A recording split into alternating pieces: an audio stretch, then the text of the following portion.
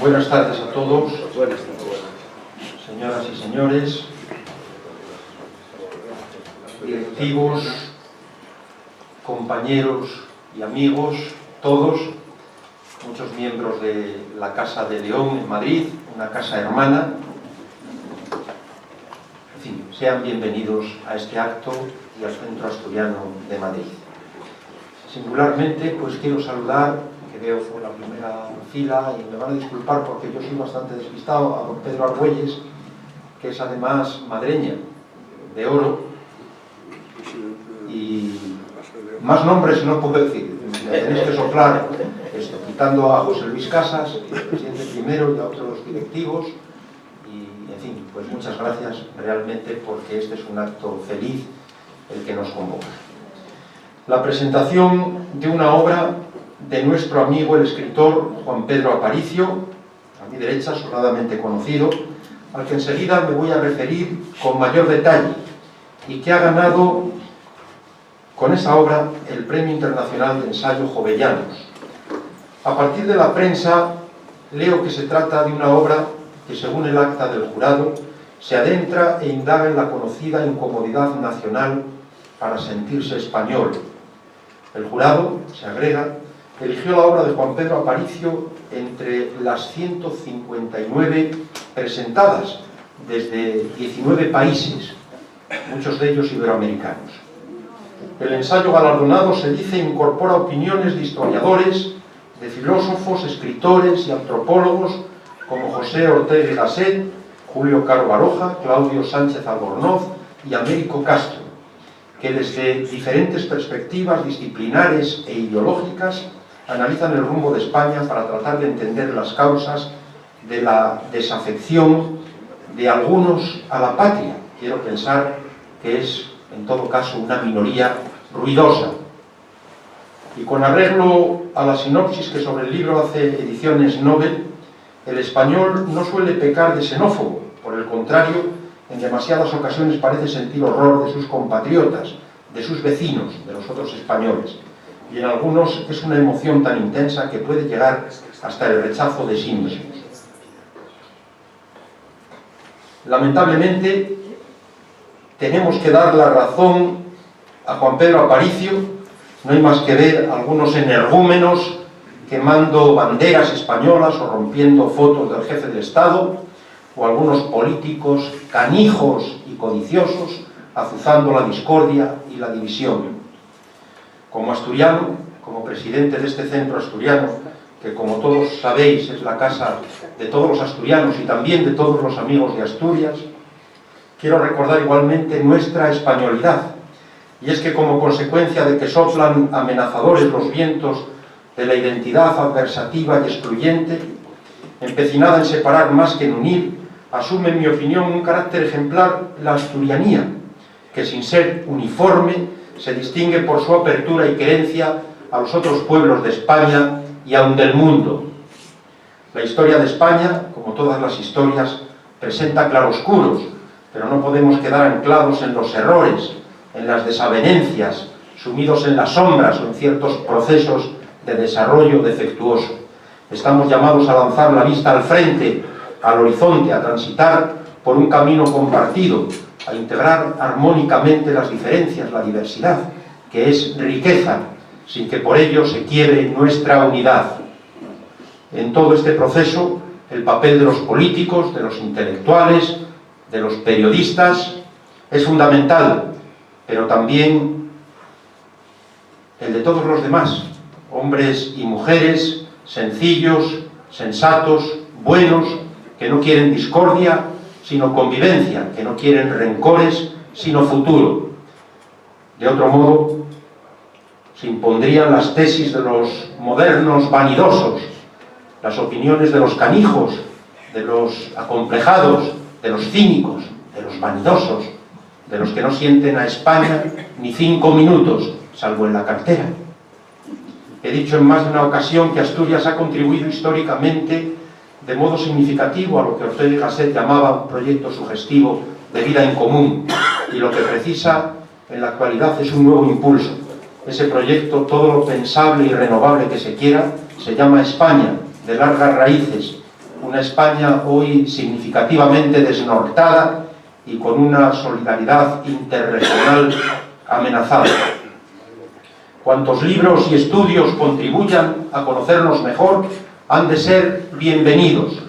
Por eso celebramos hoy esta obra que lanza la mirada sobre nuestra querida España, que nos invita a reflexionar sobre nuestra historia y que tal vez, sacudido el pesimismo y la apatía, contribuya, eso deseamos, a que no se repitan los errores, a que nos levantemos, a que nos pongamos en marcha, a que caminemos juntos, también ustedes, con esperanza. Enhorabuena, Juan Pedro, y muchas gracias por este ensayo, del que nos llegan elogiosos comentarios sobre la brillantez narrativa, sobre el ingenio y hasta sobre el humor. De Juan Pedro Aparicio debo decir que es uno de los pilares de la hermana Casa de León, con quien tanto compartimos desde hace ya unas cuantas décadas, como estos actos que él mismo, con otros recordados astur-leoneses, contribuyó a crear, organizados en el marco de la Cátedra Asturias-León, singularmente la entrega de las madreñas astur-leonesas y las conferencias sobre el sentimiento fraterno entre nuestras dos regiones, que son una en nuestro corazón. Juan Pedro Aparicio, del que he rescatado algunos datos de su fecunda y ejemplar trayectoria, es madreña astur-leonesa, premio Castilla y León de las Letras en reconocimiento al conjunto de su carrera, premio Nadal en 1988 por Retratos de Ambigu. Aparte de la novela y del ensayo, ha cultivado también el artículo periodístico, el relato corto y el libro de viajes. Como narrador se dio a conocer en el 75 con El origen del mono y otros relatos. Posteriormente publicó numerosas novelas, entre otras Lo que es del César, El año del francés, finalista del Premio Nacional de Literatura, ambas recientemente reeditadas en Espasa Bolsillo, La forma de la noche, Malo en Madrid o El caso de la viuda polaca, El viajero de Leicester, Qué tiempo tan feliz, La gran bruma, Nuestros hijos volarán con el siglo, etc. También es autor de libros de cuentos, La vida en blanco, Premio Setenil y La mitad del diablo. Además, su obra El Transcantábrico inspiró, como una curiosidad, la puesta en marcha del tren turístico con el mismo nombre, en el que se equilibra el desplazamiento en tren, creo recordar que desde San Sebastián hasta Santiago de Compostela, pasando por León, que es lo más complicado. Enhorabuena, Juan Pedro, es como siempre un lujo contar contigo esta tarde en esta tu casa, en vuestra casa. Y ofrezco también algunos datos sobre Julio Somoano Rodríguez, obetense, periodista español y profesor universitario. Fue director de los servicios informativos de Televisión Española desde 2012 a 2014. Doctor en Ciencias de la Información por la Complutense, licenciado en Periodismo por la Universidad de Navarra, licenciado en Filología por la Universidad de Oviedo, diplomado en Estudios Ingleses y máster en Radio, también en Gestión de la Comunicación Política y Electoral por la Universidad Autónoma de Barcelona. Profesor universitario en los másteres de Radio y Televisión de diferentes universidades. Ha escrito para El Mundo, Tiempo, Metro y Diario de Navarra y ha publicado varios libros. Algunos sobre el uso de nuestro idioma, Deslenguados, publicado en Temas de Hoy, y Dándole a la lengua, en Maeva, y otros sobre protagonistas políticos, Rubalcaba, El monje del poder, La esfera de los libros, de la editorial. ¿Y qué ha pasado con la Constitución? Hablan los padres de la Carta Magna, en Maeva.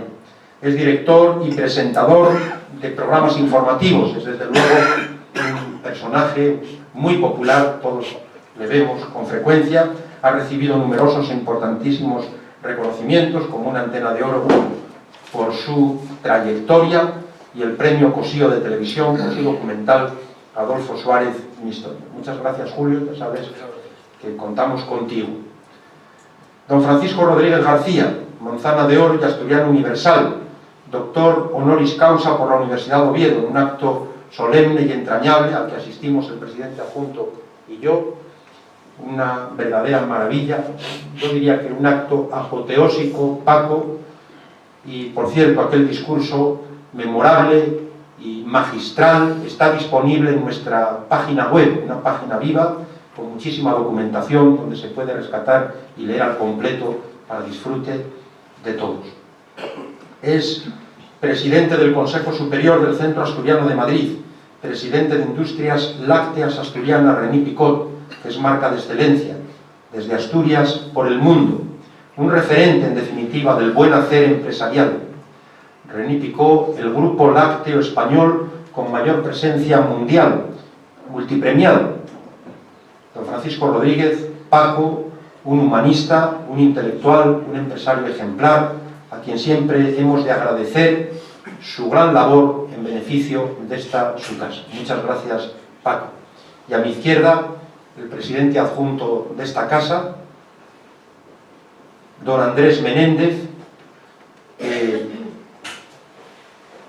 realmente es un apoyo valiosísimo por todo lo que hace, él y toda la junta directiva, pero en gran medida Andrés, por su espíritu asturianista, por su entrega y dedicación plena al centro asturiano, por su labor constante, cotidiana, que tanto valoramos. De manera que muchas gracias, Andrés, por todo lo que realizas, y desde luego muchas gracias a todos ustedes, a todos vosotros, que algunos se acaban de incorporar. Bienvenidos, es una satisfacción, y yo sin más cederé la palabra, ¿os parece?, al presentador, que en forma de diálogo va a hacer esta presentación. Tiene la palabra Julio Somón. Muchas gracias a todos.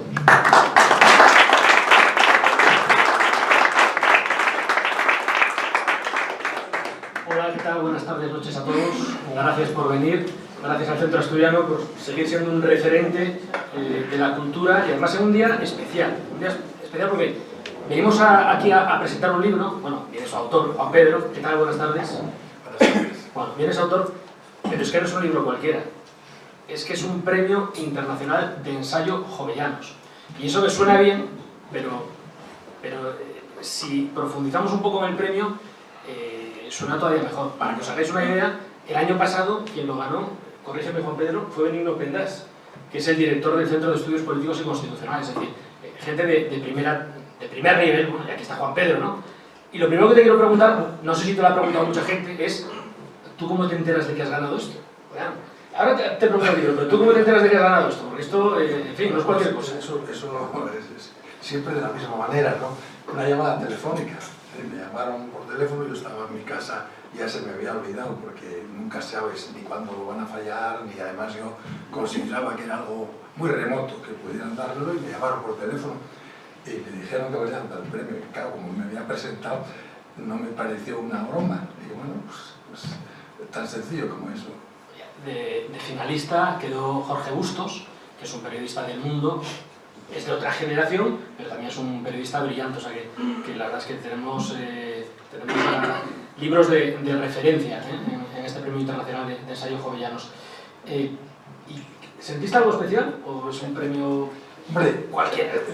Como si te dan el premio de novela de Torrelodones. Lo que pasa es que ya uno es tan veterano, o sea, ya está tan acostumbrado a recibir... No, está ya tan desfallecido de emociones, que ya pues no son muy intensas, o sea, no hay manera de que salvo que te den un palo muy fuerte, pues no. Y además, ¿sabes lo que ocurre con los escritores? Que siempre recuerdas la mala crítica, nunca la buena, y si te dan un premio, pues le quitas importancia a tú mismo, ¿no? Dices, pues algo habrá pasado, habrá sonado la flauta por casualidad. Ahora, es cierto que a mí este premio, creo que de los que he tenido, que han sido algunos, es el que más ilusión me ha hecho. ¿Por qué? Pues porque es algo a lo que no me he dedicado especialmente. Sí, no te quiero preguntar. Has ganado el premio Nadal de novela en el año 89, novela.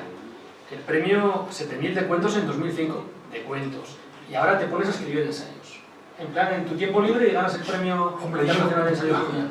Yo he sido lo que eres tú, periodista también, porque estuve muchos años en el consejo editorial de un periódico, he hecho editoriales, he hecho artículos, muchos artículos, y eso, tú sabes muy bien, son pequeños ensayos. El libro de Jorge Bustos es una maravilla que creo que se lo ganó, mereciéndolo sin duda, como creo que también lo debió de merecer el mío, es porque era un conjunto de ensayos, pues quizá que no tenían una unidad muy clara, ¿no? En cambio, en mi libro es desde el principio hasta el final un conjunto orientado sobre una idea, sobre resolver una idea, ¿no? Y el de él, que es maravilloso, que yo lo he leído con fruición, con mucho gusto, pues son ensayos unidos, pues levemente, ¿no? Sí, el llegado del prometido. Sí, el hígado de prometido. Bueno, vamos a ver, ¿tú cómo te pones a escribir un libro? O sea, un día te levantas por la mañana y dices, voy a escribir un libro sobre nuestro desamor a España. ¿Es algo que te va rondando la cabeza cuando vas conduciendo y dices, esto lo tengo de alguna manera que volcar en un libro? ¿Qué pasa por tu cabeza? Eso es como esas preguntas que hacen cuando dicen, oye, dale un consejo al joven escritor, y tú, como eres muy joven, que por cierto, sobre eso quiero decir algo, porque, y sobre todo viendo el público que hay, yo cuando los amigos asturianos me invitaron a presentar el libro en la casa, y yo ya, pues en fin, estaba un poco fatigado, ¿no? Y dije, no, mira, yo creo que tenemos que hacer algo nuevo. Y esto no se lo dije, pero lo pensé. Digo, normalmente el público al que atraemos ya es público mayor. En novelas casi todo mujeres. Y en ensayo, yo creo que también hice el ensayo para ver si venían hombres, y en ensayo vienen hombres, ¿sabes? Muy hombres, cualquiera es muy hombre para aguantar un ensayo. Bueno, pero nos faltaban los jóvenes, y digo, ¿sabes lo que hay que hacer? Buscar un presentador atractivo, con gancho, con encanto, y que sea asturiano. Y entonces no lo encontraste y se me llamaste. Y aquí estás tú, joven, entonces me haces las preguntas, a ver cómo encontramos la fórmula para escribir el ensayo. Pues mira, es una vida dedicada a la reflexión, no al estudio, no voy a presumir como si yo fuera un unamuno, ¿no? Pero indudablemente las preocupaciones que tienes, las inquietudes que tienes, lo que ha contado ahora con vehemencia Valentín, es decir, que quienes somos de una zona de España donde hay cosas que te llaman más la atención que a otros, quizá, ¿no? Porque nunca hemos barrido solo para casa, y eso que nos sentimos muy de casa, y sabemos compartir, pues nos llama la atención esa malquerencia que hay entre algunos españoles con respecto a España. Entonces es una preocupación que he querido indagar en ella y ver si hay un kit de la cuestión, algo que con muy pocas palabras te diga, pues mira, es eso. Y eso es lo que he intentado, sabiendo que es muy difícil y que seguramente no lo he logrado. Lo que sí creo haber logrado es invitar a reflexiones más hondas al lector. Primera reflexión, Ana. Nuestro desamor a España. Uno de los conceptos que utilizas es la endofobia. Sí, bueno, el español está claro que no se caracteriza no es como el francés, ¿no? Hay también por ahí un cuentecillo, ¿no? Dice, si hablan mal de Francia, es un inglés. Si hablan mal de Inglaterra, es un francés. Y si hablan mal de España, es un español, ¿no? Bueno, no asturiano, ni probablemente de León. Con los asturianos vamos mal. Probablemente no, pero bueno, es español. Entonces, ¿eso a qué obedece? Pues, mira, yo creo que hay una frase que la cito en el libro porque es muy manida, todo el mundo la repite, porque y eso que es una expresión, como diría Zidane, un poco fuerte. Cuando él dijo lo del culo apretado, pues es la expresión de Vargas Llosa, de decir que cuando se jodió el Perú. Y eso es el legado, yo creo, más universal que nos ha dejado Vargas Llosa, porque viene a expresar el momento en el que un país pierde un poco la buena orientación. Él se refiere a Perú. Perú tiene una historia muy corta, España tiene una historia muy larga. Entonces, en la historia de España, ¿qué momentos hay en donde perdemos el buen camino? Pues seguro que hay muchos, muchísimos. Los más recientes, para unos será el golpe de Estado de Franco, para muchos. Para otros puede ser la invasión napoleónica, porque no nos permite seguir aquella evolución de ese otro gran español que fue Jovellanos, de una reforma evolutiva al modo inglés. Para otros puede ser algo un poco posterior, el asesinato de Prim, porque impide que se consolide la monarquía de Amadeo de Saboya, ¿no? Para una gran mayoría de estudiosos está en las comunidades, la derrota de las comunidades y la quema o la disolución total de aquellos residuos democráticos que venían de la Alta Edad Media y que estaban en esos comuneros que se levantaron contra el emperador. Bueno, casi nadie ha querido ver un punto que a mí me parece muy importante y que puede ser la causa de todos esos, porque presenta una gran... que es el que nos da la debilidad. Para esto tenemos que contar con unos referentes, los referentes con los que nos comparamos: Inglaterra, Francia, que son los países europeos más cercanos, bueno, salvo Portugal, pero Portugal está incorporado a nuestra propia historia, ¿no? Y esos países sí que han resuelto problemas, sí que son sociedades modernas, sí que han evolucionado del antiguo régimen. No hay que olvidar lo que era el antiguo régimen. El antiguo régimen era un régimen de privilegios, había una casta absolutamente privilegiada, no como ahora, y luego el pueblo que no tenía derechos, solo trabajaba y pagaba los impuestos, y bueno, era una cosa absolutamente terrible, y que la gente no se da cuenta, porque la gente piensa que la historia es un continuum y que lo que pasaba entonces es que no tenían televisión, lo que no tenían coches. No, es que no tenían derechos. Es decir, que cuando en la Revolución Francesa se propugna ese lema: libertad, igualdad, fraternidad, la igualdad no es la igualdad a que se refiere Pablo Iglesias ni otros, es la igualdad jurídica, la igualdad ante la ley. Todos somos iguales ante la ley, y eso es muy importante. Bueno, pues eso nosotros lo conseguimos con mucha dificultad. Yo creo que de ahí viene un poco nuestro problema. ¿Y a dónde voy yo a mirar? Pues voy a mirar cuando desaparece el Reino de León, porque el Reino de León, nosotros que somos asturleoneses, pues estamos más familiarizados con él y sabemos que en un momento determinado se desvanece en el aire. Porque nominalmente sigue existiendo, pero como igual que cuando hablan ahora del tiempo y dicen: en las dos Castillas va a hacer mucho frío. ¿Cómo en las dos Castillas? Pero, ¿y dónde está León ahí? No aparece León. Y León es importantísimo en la historia de España. León, Asturias, Galicia y León, que eso era el Reino de León, porque el reino, y aquí ya que estoy en la Casa de Asturias, ya lo he dicho muchas veces, pero lo voy a decir muchas veces más. Aquí alrededor. Sí, no les tengo miedo. El Reino de Asturias, creo que nunca se llamó así, se llamó Reino de Cangas, Reino de Pravia, Reino de Oviedo y luego Reino de León, porque lo que contaba era dónde estaba la corte y recibía el nombre de donde estaba la corte, y nunca cambió ni los valores institucionales ni la concepción de la política. Y si cambió a León fue por estrategia militar. En cambio, cuando León desaparece a manos de Castilla, lo que hay es un cambio de política que determina toda la historia de España posterior. Y aquí quiero llegar yo. O sea, hay una metáfora que utilizas durante todo el libro que has tomado de un autor, que es la de la salsa. Ah, la de la salsa, sí. No, todo luego la cambio a las matrioscas. Eso, para no pagar derechos de autor. Tú propones las matrioscas, pero comienzas hablando de que el problema es la salsa con la que está hecha España.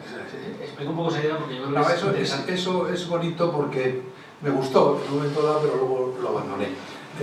Porque leí un artículo de Manuel Vicent, que contaba él, el periodista del País, que cuando Olof Palme visitó Madrid y en los albores de la transición, cuando había mucha incertidumbre, entonces él preguntó: ¿y qué va a pasar con la unidad de España? Y Vicent le dijo: pues, hombre, es que España es como una salsa que mientras está batida por la mano de un dictador, pues se mantiene unida. Pero cuando esa mano del dictador deja de batirla, pues ya se va cada uno por su lado, ¿no? Y se corta. Y entonces le dijo Olof Palme: pues cambien de salsa. Entonces, bueno, yo en el libro... Ante la posibilidad de cambiar de salsa, propones lo de las matrioscas. Propongo lo de las matrioscas, sí, pero lo de las matrioscas, no, porque nos lleva... Yo creo que, fíjate, el otro día leí un periódico, me lo mandó un amigo, una noticia en un periódico francés, que no sé si se refería a Le Pen o algo así, pero que en Francia temen la vuelta del nacionalcatolicismo. Y entonces aquí, la gente de mi generación, tuvimos 40 años de nacionalcatolicismo, que eso desgasta mucho, Y eso fue en realidad un paseo por la Edad Media, un paseo que duró muchísimo tiempo. ¿Y dónde se inaugura eso? Pues para mí se inaugura, hombre, quizá tiene raíces todavía más hondas, a lo mejor había que hablar de los visigodos, pero claramente cuando se desaparece la política que hace el Reino de León, que es una política, vamos a decirlo, muy abierta con respecto a la no me gusta emplear la palabra porque está muy manida, la pluralidad de España. Ciertamente España es un país, es un pequeño continente, aunque somos sin ninguna duda de la misma etnia, de una cultura muy próxima, pero que quizá la fragmentación geográfica, la constitución física del país, pues nos ha hecho que tengamos una gran variedad. Bien, eso es así. Pues el Reino de León eso lo respetaba perfectamente, incluso respetaba la otra religión. Es decir, cuando Alfonso VI toma Toledo, que no lo conquista, toma Toledo, porque el rey de Toledo era amigo suyo, a él le había protegido a Alfonso VI, y luego Alfonso VI le ayudó contra, vamos a decir, los yihadistas, porque eran los almohades, los almorávides, porque son dos que confundo, unos son anteriores a otros, ¿no? Y estos eran... Tú ibas así de corrido y... Sí, bueno, los reyes eran gente terrible, ¿no? Bueno, pues toma Toledo y lo primero que hace es dar fuero a los musulmanes. El fuero, que es una cosa leonesa, el rey de León daba fueros. El fuero es una ley para un territorio. Que ahora los únicos fueros de los que se habla son los fueros vascos, que son de inspiración leonesa a través del fuero de Logroño. Es decir, es que como no nos han explicado la historia, y si nos la han explicado, nos la han explicado mal, porque nos han contado mitos, nos han contado la verdad, al servicio de una idea quizá bien intencionada, o quizá por una época muy dada al mito, no a la verdad histórica. Y yo creo que es el momento, ya somos maduros, ya somos mayores, ya vivimos en el siglo XXI, tenemos la enseñanza de otros países del entorno, donde no cabe hablar de Santiago Apóstol como el fundador, como el ganador de batallas. Eso no lo hacen en esos otros países, pues nosotros tampoco debiéramos de hacerlo, ¿no? Aquí es donde propones tú el neologismo Casta-España. Casta-España. Que este es tuyo. Hombre, a algunos les molesta, pero que ciertamente yo creo que algo de lo que más ha perjudicado a esta idea, a esta cohesión nacional, pues es el peso excesivo que se ha dado a Castilla en la construcción de España. El propio Ortega, al que ha citado Valentín y al que yo quiero citar también ahora, porque Ortega decía cosas que de algún modo se contradecían. Él dice eso de Castilla ha hecho a España y Castilla la ha deshecho, y no sabe él hasta qué punto. Es decir, el abuso de la idea de Castilla ha sido tremendo para España. Y dice Ortega, fíjate, porque yo cuando presenté este libro al premio, te exigen un extracto. Yo en el extracto decía cosas como esta. Hablaba de Ortega, hablaba de lo que ha dicho con mucho tino Valentín, pero también decía esto. Ortega, no obstante, se atrevió a ir mucho más allá al escribir que, y esto entre comillas, puede afirmarse que casi todas las ideas sobre el pasado nacional que hoy viven alojadas en las cabezas españolas son ineptas y a menudo grotescas. Eso lo dice Ortega. Ese repertorio de concepciones no solo falsas, sino intelectualmente monstruosas, es precisamente una de las grandes rémoras que impiden el mejoramiento de nuestra vida. Yo creo que esas 5 líneas casi vienen a justificar el porqué de mi libro. Es decir, porque es lo que pretendo yo desarrollar. Yo busco esas ideas ineptas y monstruosas, trato de limpiarlas, de aclararlas, de eliminarlas y de ese modo mejorar nuestra vida. O sea, que quiero curar una herida infectada a la que contribuye, por cierto, mucho Ortega. Ortega, que aún así aseguraba que Castilla seducía. Sí, eso dice, ¿no? Yo creo, él compara a Castilla con Roma y dice que seducía no por la fuerza de las armas. Y en el libro, vamos a ver, porque yo no quiero parecer que esté emulando a ningún sabio. Yo no soy ningún sabio, yo soy un escritor que tiene aficiones no solo narrativas, sino también ensayísticas, intelectuales. Bien. Entonces, ante esa preocupación que tengo sobre esto, que casi seguro que la mayoría de vosotros compartís, pero a lo mejor no os da por perder el tiempo, como yo lo he perdido en lecturas y lecturas, pero claro, no he querido hacer tonterías ni hacer elucubraciones. Un ensayo permite, es un ámbito de libertad, es un ámbito de conjeturas, pero han de ser conjeturas no locas, no tienen que estar medianamente fundamentadas, y si pueden estar sobresalientemente fundamentadas, tanto mejor. Entonces, ¿qué es lo que he hecho yo? Pues leer a aquellos investigadores que me han parecido, primero, más modernos, últimos, porque toda la ciencia histórica, lingüística, ha evolucionado mucho en los últimos tiempos. Es decir, la gente de la generación del 98, y tú que eres filólogo lo sabes muy bien, los historiadores, pues hombre, viven en un tiempo en el que su ciencia, por así llamarla, es muy joven todavía y está muy impregnada de alguna impureza, como con un mito, la leyenda. Bueno, en el caso de Menéndez Pidal está clarísimo. Menéndez Pidal, si tenía que inclinarse entre el texto documental y el texto literario legendario, pues siempre solía caer del lado del legendario. Ahora te voy a preguntar por Menéndez Pidal y por el Cid. Bien, bien. Bueno, entonces acabo con esto y luego me preguntan. Entonces, ¿qué es lo que yo he hecho yo? Esas lecturas, pues he seguido un método que todo el mundo conoce, esos pasatiempos de sigue los puntos, esos pasatiempos gráficos. Uno ve una línea de puntos, los une y sale una cara, sale un paisaje. Bueno, pues yo, siguiendo a esos investigadores, me sale este libro. Uno de los mayores investigadores con los que me topé fue don Julio González González. Personaje que nadie conoce, todo el mundo conoce a Menéndez Pidal, pero más bien Menéndez Pidal citaba a Julio González que Julio González citaba a Menéndez Pidal. Y más bien los historiadores de hoy día citan a Julio González que citan a Menéndez Pidal. Es decir, Julio González es el futuro y Menéndez Pidal es el pasado. Julio González ya murió, ganó el Premio Nacional de Historia, fue catedrático en la Complutense, fue catedrático en la Hispalense y es un absoluto desconocido. Vivió la guerra en Madrid, lo pasó muy mal cuando perdió la guerra, y él, a pesar de todo, publicó dos libros que son dos monografías sobre los dos últimos reyes de León.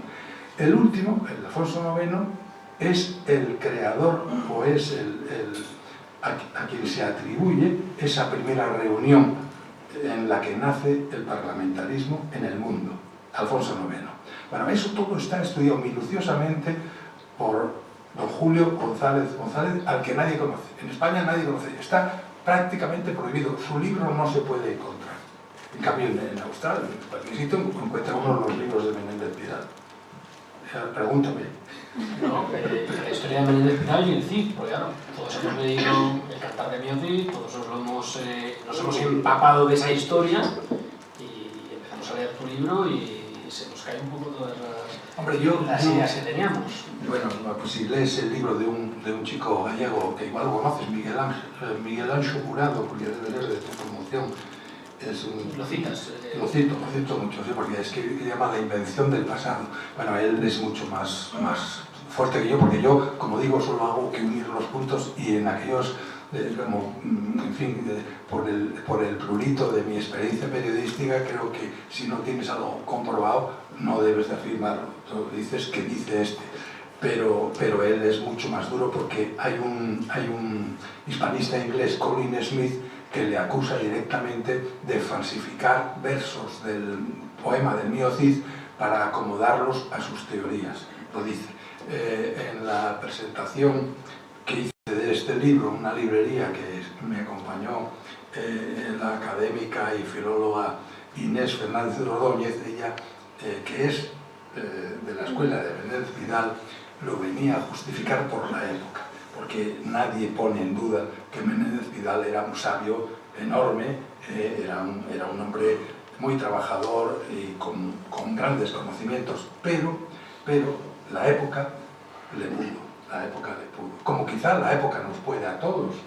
Entonces, bueno, ya tenemos todos clara la imagen de lo que pensamos que era el Cid y cómo era el Cid realmente según la estrategia Pues, hombre, de los puntos. El Cid no tiene la importancia que se le ha dado, desde luego lo han convertido en el epítome de España y del hombre español, no, para nada. Hay mucha gente que lo considera un auténtico villano, ¿no? Pero lo que hoy se sabe, hay una historiadora que dice además, bueno, hay una historiadora de Valladolid, que me lo topé el otro día, de Valladolid, ha escrito un libro que dice que el Cid lo escribió un musulmán, un árabe, escrito por un árabe. Bueno, eso ha despertado, porque hay temas que en España son sagrados, que son como herejías, no se puede decir eso. Bueno, pues el Cid, parece ser, hay una historiadora, ese artículo lo tengo, lo he copiado, que demuestra que no era castellano, que era leonés. ¿Por qué? Porque su padre era leonés, su abuelo era leonés, eran condes de León. ¿Qué es lo que ocurre? Si os fijáis, porque el Cid nos lo han vendido como el hijo de un molinero, en algunos casos, en otros como un hidalgo pobre, hidalgo, eso sí, pero pobre, que se aupa por su esfuerzo, por su tenacidad, por su valentía, por su inteligencia, y se codea con reyes y la nobleza, ¿no? El Cid, eso sí que se sabe, y además, porque en esta leyenda la leyenda no puede tapar la realidad. Entonces será molinero, pero ya se codea con los reyes desde la cuna, porque él se cría con los infantes de León, porque él se casa con doña Jimena, que era asturiana o leonesa, hija de un conde afín, no sé si era el mayordomo real o era algo así. Es decir, que es imposible que tenga la afiliación que dice la leyenda que tiene.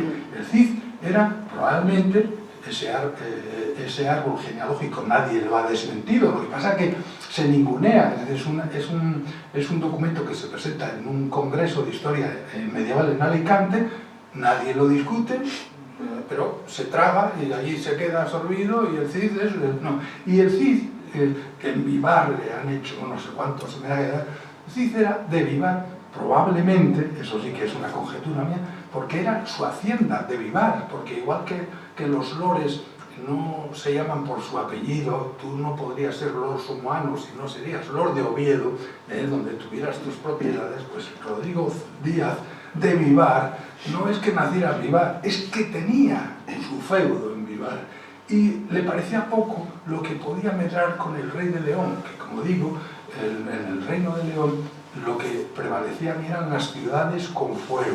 Y yo, que estudié Derecho, recuerdo que había un dicho medieval que decía: el aire de la ciudad hace al hombre libre. ¿Por qué? Porque no dependían de señores feudales. Eso a señores como el Cid no le convenía. Él quería la frontera, él quería expansionar, ganar territorio, ganar fortuna. Y en el cantar está muy claro, porque el cantar es el de un tipo que va cobrando botines por aquí y por allá, y que pide rescate del conde de Barcelona, y que, o sea, es así. Bueno, llevamos media hora dialogando sobre este premio de ensayo Jovellanos, nuestro desamor a España, cuchillos cachicuernos contra puñales dorados. O sea, bueno, eso está muy bonita metáfora, ¿no? Sí. Bueno, eso está en el romance de la jura de Santa Adea, que es una cosa terrible. Esto, yo no sé si bueno, yo creo que como somos... aquí hay bastantes veteranos, lo recordarán de la escuela, ¿no? Pero si acaso lo recuerdo, a ver si lo encuentro aquí, porque merece la pena, porque hace una alusión a los asturianos muy clara, ¿eh? Vamos a ver dónde está, tú que lo tienes más reciente, ¿dónde está esto? Aquí está. Es en el romance de la jura de Santa Adea, que si recuerda, por lo menos si no el romance, la película del Cid, cuando Charlton Heston coge a Alfonso VI, está allí con mucho miedo, porque está ahí Charlton Heston y ¿quién no le tiene miedo? Entonces Charlton Heston le coge la mano al rey y le hace jurar ante la Biblia que no tuvo arte ni parte en la muerte de su hermano, no sé qué, no sé cuál. Bueno, pues esto en el poema, más o menos, que yo recojo aquí solo una cosa para explicarlo, le dice el Cid al rey: villanos te maten, rey, villanos, que no hidalgos, de las Asturias de Oviedo, que no sean castellanos. Abarcas traigan calzadas, que no zapatos con lazo, traigan capas aguaderas, no capuces ni tabardos, con camisones de estopa, no de Holanda ni labrados, cabalguen en sendas burras, que no en mulas ni en caballos, las riendas traigan de cuerda, no de cueros fogueados, mátente por las aradas, no en camino ni en poblado, con cuchillos cachicuernos, no con puñales dorados. Sáquente el corazón vivo por el derecho costado, si no dices la verdad de lo que te es preguntado, si tú fuiste o consentiste en la muerte de tu hermano. Y esto, a nosotros, los niños de aquella época, claro, los que éramos de León, los asturianos, pues, caray, éramos los malos, porque se nos enseñaba así, estos traidores, estos tíos que además sin clase ninguna, vaya, a estos castellanos que son tan nobles, ¿cómo? Bueno, pues yo hago un comentario aquí que lo voy a leer porque no lo puedo mejorar. ¿Qué son las aguijadas sino varas de arreo para estimular a un animal a caminar, como todavía hacen hoy los carreteros en algunas comarcas de nuestro norte más pobre? ¿Y qué los cuchillos cachicuernos, cuyas cachas o mango son de humilde cuerno? ¿Y qué las abarcas, ese calzado de cuero crudo que cubre solo la planta de los pies? ¿Y qué los camisones de estopa, sino telas de la fibra más vasta? ¿Y qué las capas hogaderas? ¿Y qué las riendas de cuerda? Compárese esto con lo que el Cid parece estar representando ante el rey. Las lanzas y los dardos, los puñales dorados, los zapatos con lazo, los camisones de Holanda, los capuces y tabardos, las riendas de cueros fogueados. Es decir, que el Cid, si hubiera vivido 2 o 3 siglos más tarde, llevaría peluca, como los de la corte de Luis XIV, Luis XV, Luis XVI, y sería un señor feudal terrible, terrible. Y eso es lo que era el Cid en realidad. Bueno, vamos a abrir la conversación para que vosotros también podáis aportar y hacer las preguntas que se os hayan ocurrido en estos minutos, bueno, los que has arrojado bastantes ideas y interesantes.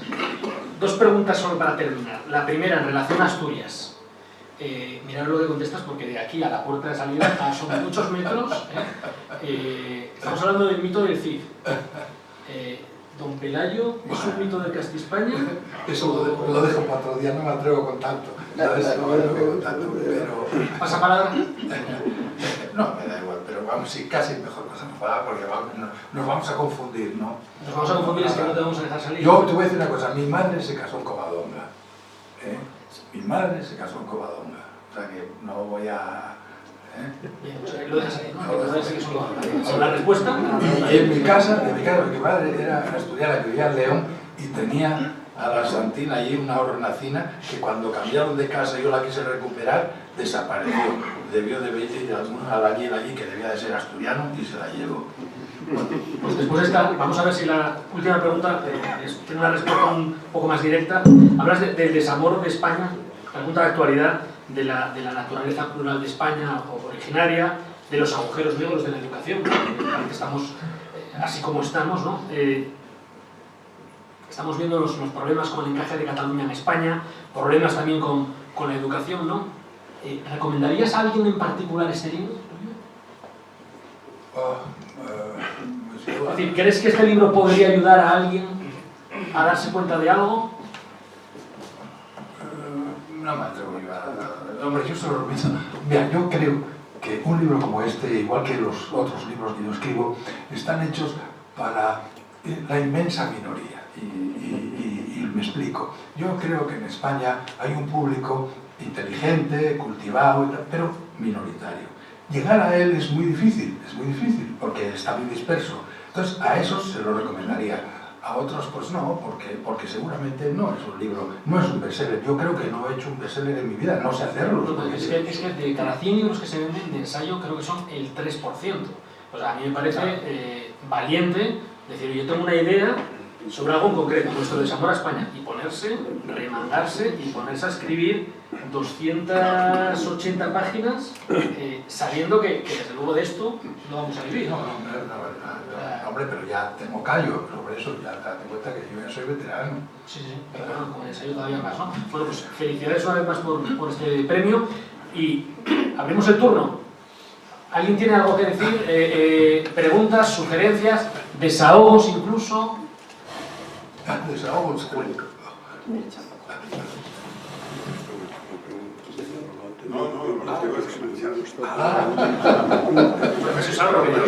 Siento perderme el coloquio, no promete mucho. Pero este libro tengo muchas ganas de leerlo, por muchas razones. Sé que vas a discutir mucho conmigo. No necesariamente, no.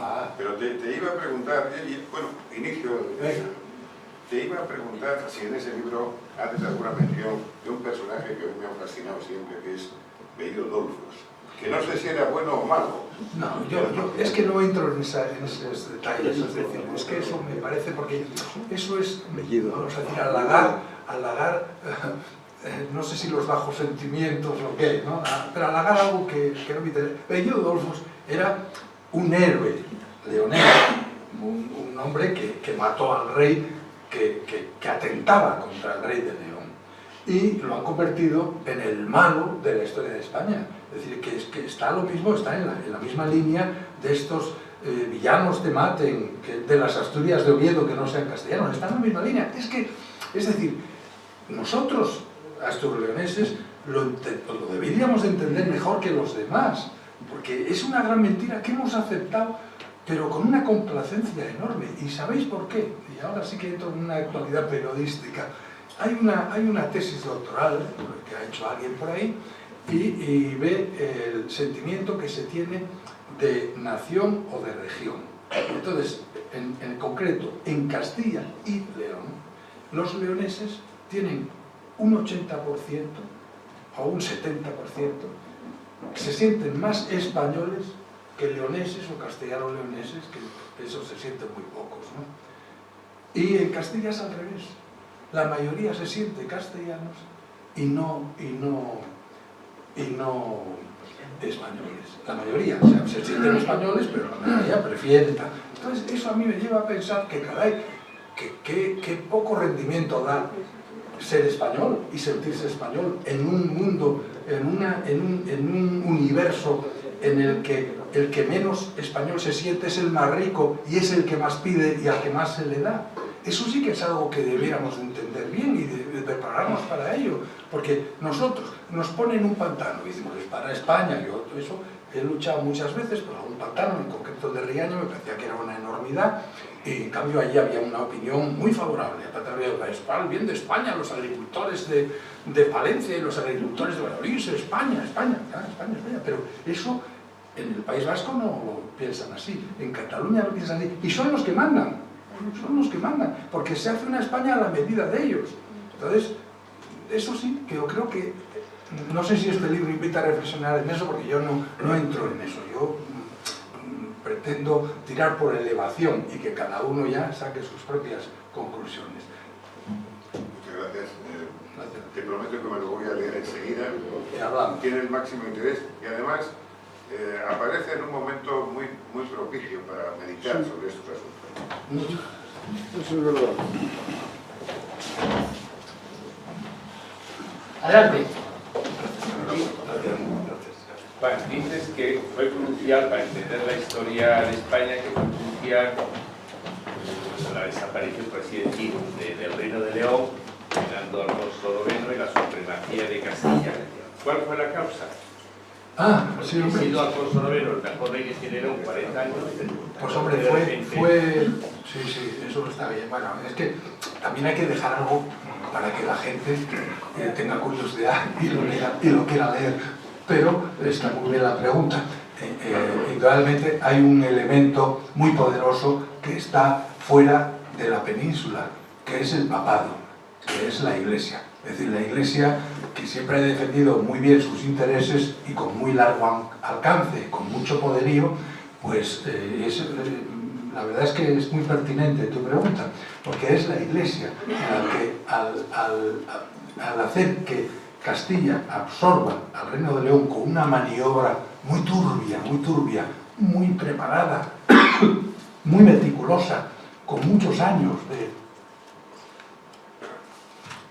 planificación, que cambia la política y se hace la política que conviene al papado y a Francia, a una Francia que no era como la de ahora, era la Francia de las cruzadas, era una Francia yo diría que integrista, era una Francia feudal. En España el feudalismo estaba muy amortiguado y en el reino astur-leonés, salvo en zonas gallegas y también por mucha influencia de la Iglesia, porque es un detalle importante, Alfonso IX, que es este último rey de León y de las Cortes leonesas, que reinó 42 años, funda la ciudad de La Coruña, y la funda precisamente para proteger a aquellos ciudadanos que había allí del obispo. Es decir, que los obispos eran, porque nosotros pensamos en un obispo, siempre un señor que se dedica a Dios y tal. No, los obispos eran señores feudales poderosísimos, con unas rentas enormes, con unas tierras enormes, que poseían villas, pueblos enteros. O sea, es que, no, como digo, las épocas son muy distintas. No es que no hubiera tele, es que era otra la organización de la sociedad, muy distinta. Entonces, el elemento crucial es el papado, que interviene con una fuerza poderosísima, siempre viene por el oriente de España, por Aragón, Cataluña, Castilla, y acaban con lo que era la organización social más genuinamente española, que era la del Reino de León. Que no le interesaba la Iglesia Católica. No le interesaba. Yo creo que quedó claro. Ha quedado claro, ¿no? Sí. ¿Alguna pregunta más? Juan Pedro, ¿qué defensores le quedarían en este momento a lo que tú llamas Castilla-España? ¿Qué defensores le quedarían? Una gran inercia de la que está impregnada la sociedad. Aquí, estoy seguro de que muchos piensan la excentricidad de un libro como este. Es decir, que esto, dentro de 50 años, será el lugar común. Esto será el lugar común. ¿Por qué? Porque viene de fuera. Es decir, que tú lees a un profesor de la Sorbona, un historiador de la Sorbona, y te dice esto. Lees a un chileno y te dice esto. Yo los menciono aquí. O sea, y además el de la Sorbona te dice como la reina Berenguela, que es una santa patrona de la nacionalidad española, pues mató a su hermano. O sea, cree que era un personaje criminal, ¿sabes? ¿Por qué? En esa conspiración del papado de tal contra el Reino de León para acabar con esa política. O sea que esto depende también de los programas de estudio. Mira, yo cuando fui a Inglaterra... No estoy hablando tanto de los historiadores como de figuras públicas o de mentalidad. Pues la mentalidad es que esto es la impregnación social, o sea, esto es el tópico, Cuando se ha convertido en un tópico, pues oye, igual que los caracteres regionales, el español noble, el castellano noble,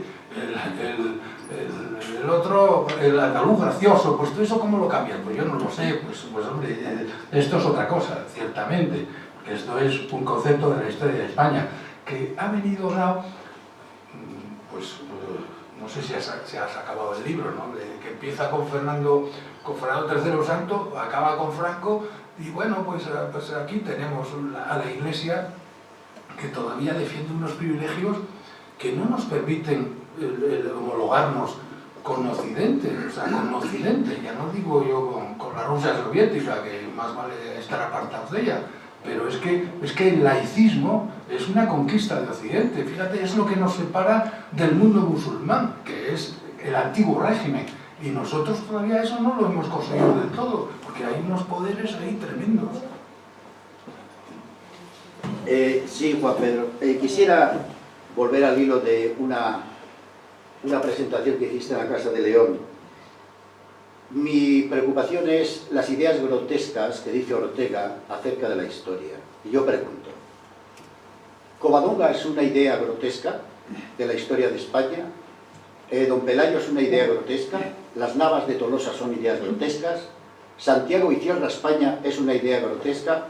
Con todo esto quiero decir...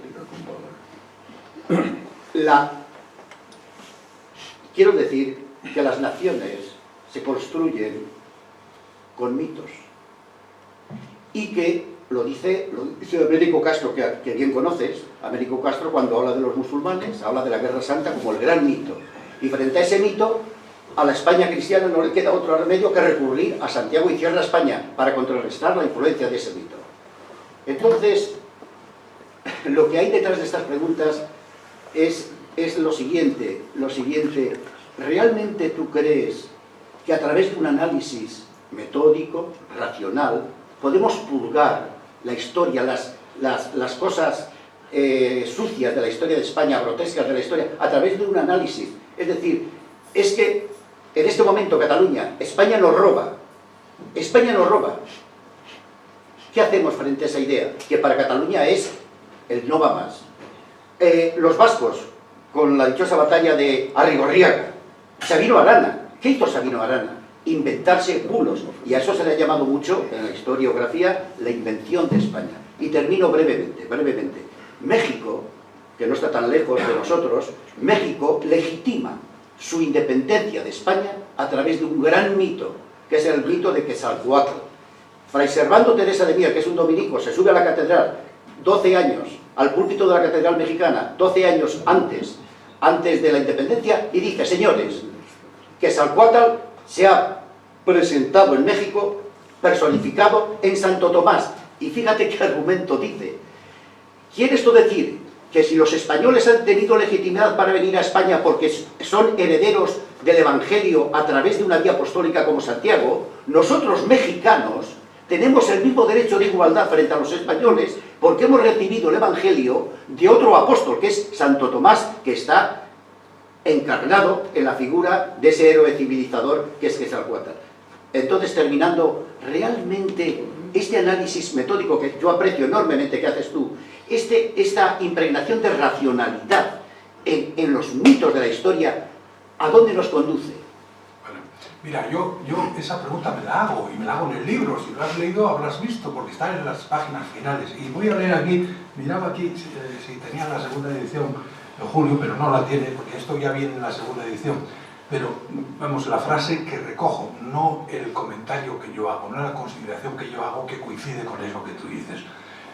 Mira, y lo voy a leer, porque yo comparo mi estudio con la experiencia de esos niños argentinos que fueron secuestrados y fueron robados a sus padres, y sus padres, algunos fueron muertos, otros fueron encarcelados, desaparecieron, y fueron educados por familias opuestas ideológicamente y en clase social a aquellos que eran sus padres biológicos.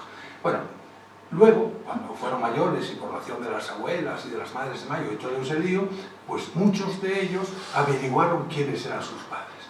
Entonces, a mí me parece que de alguna manera todas esas cosas que tú cuestionas tienen algún paralelismo con eso. O sea, si consideramos a la nación como una persona, o sea, nosotros tenemos derecho a saber de dónde venimos, cómo somos en realidad, no mitos y leyendas. Entonces, mira lo que dice una de estas chicas de Argentina. Dice: yo antes de ser Victoria era María Sol, quien así habla ahora es Victoria Montenegro, de 36 años. Y cuando me llamaba María Sol, todo lo que aporté a la justicia era para proteger a mi apropiador únicamente. Puse muchísimas trabas y siempre tenés esa deuda interna con vos mismo, ese vacío de no haber aportado lo suficiente a la justicia. Cuando declaré como nieta el 9 de abril de 2011, fue como exorcizar todo lo malo que hice cuando era María Sol. Mi apropiador falleció en el 2003 y mi apropiadora en el 2007. Yo los amaba profundamente, como yo a Covadonga y a todo eso. Nunca los odié. Pero tengo claro que yo tuve otra vida, otro nombre y una ideología totalmente opuesta a la que debería haber sido la mía. Y esto es lo más importante. Ahora, con este juicio, me queda una sensación de victoria. Yo creo que el saber es importantísimo. Mitos, yo he vivido en Inglaterra bastantes años y te puedo asegurar que ellos respetan a su Enrique VIII, pero saben que era un asesino. Saben que era un asesino de masas, porque era de una crueldad terrible. Y lo aprecian, porque les vino muy bien. Si ves lo que ellos estudian de la llamada Reina Virgen de Elizabeth I, pues la tratan con una crudeza tremenda, pero también la elogian en lo que les vino bien a ellos, pero no la mitifican, ni la hacen santa, ni la hacen noble, ni la hacen nada. Era una tipa siniestra, y ellos lo retratan así, y eso es lo que... Si no, llegaremos un día, de seguir así, a ensalzar la figura de Fernando VII. Podría ser, pasan 200 años y por esa regla de 3 lo podemos convertir en el gran libertador de la España el deseado, ¿no? Pues si te parece, Juan Pedro, con esta idea, esa sensación de victoria de la que hablas, cerramos esta presentación. Te damos la enhorabuena otra vez más por ese premio de ensayo Jovellanos y también a la historia. Muchas gracias.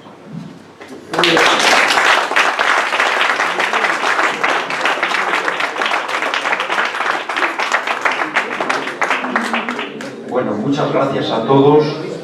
Muchas gracias por esta original y extraordinaria presentación.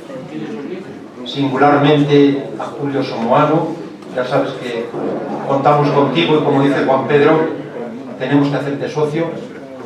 Y muchas gracias, Juan Pedro Aparicio. Realmente tenemos que expresarte esta gratitud porque profundizas en nuestras raíces.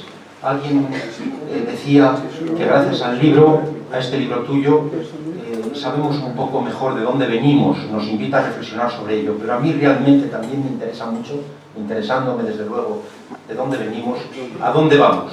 Y mientras México se levante orgulloso de ser México, Francia también, a mí me gustaría levantarme orgulloso de ser español. Muchas gracias a todos. Vamos a tomar una